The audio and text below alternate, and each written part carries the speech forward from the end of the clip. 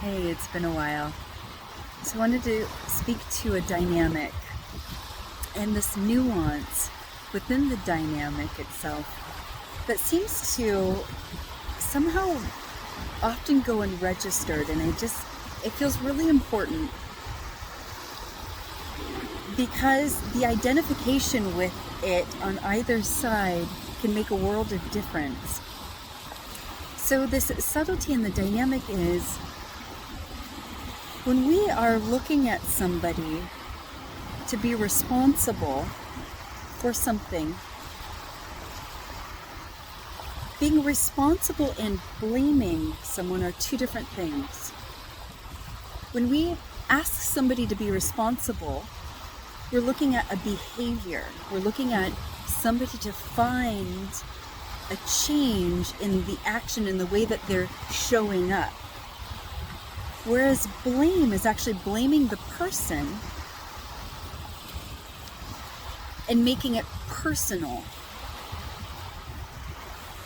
And it's important to see this nuance of we're all here doing the best that we can, and things happen. We get busy, we say we're going to do this thing and then we don't. We of course want to, maybe I'm making a big assumption here, but we're wanting to do our best. And yet, sometimes we fall short of even what we would like to show up as.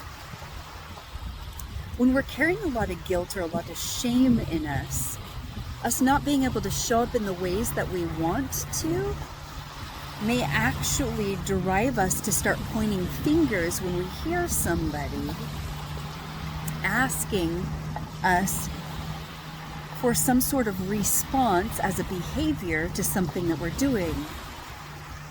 Like, hey, you said you'd take out the garbage,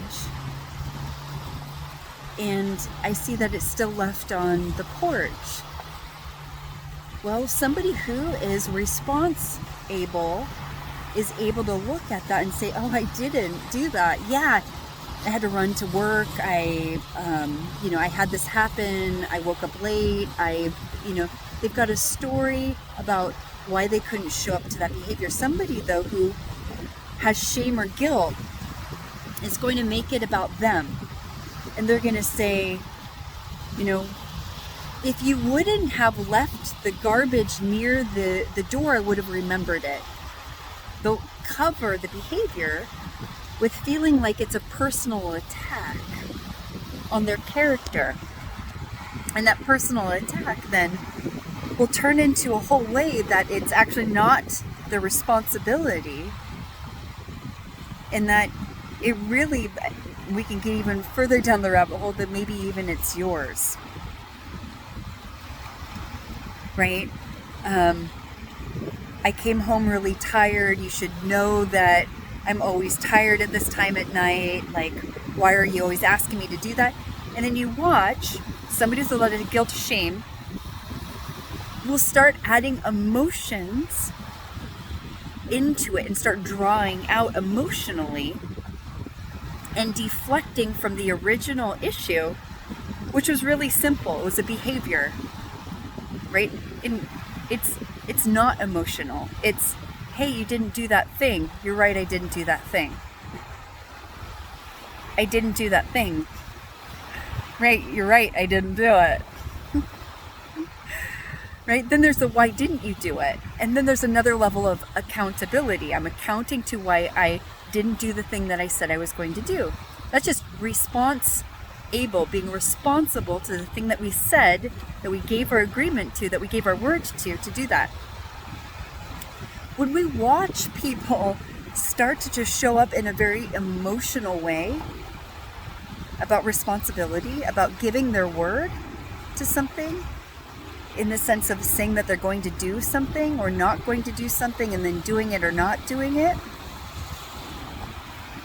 we can almost be sure that they've taken that personally. And it would be really good to be able to see and to draw out in the nuance that we're not attacking the character of the person, that we're just talking and being clear about the behavior, the thing that we agreed to, the area of responsibility, the law that we said that we were going to follow and we didn't, right? The ticket that we got for going too fast and we didn't do the thing.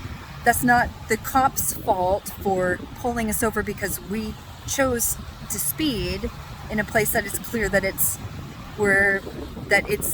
that's the speeding zone. So it's really getting clear in the nuance about a behavior and being responsible for the behavior, and then taking it personal. So if you find yourself in judgment, you might be actually talking about the person's character and not about their behavior. Those kinds of things in time will impact the relationship.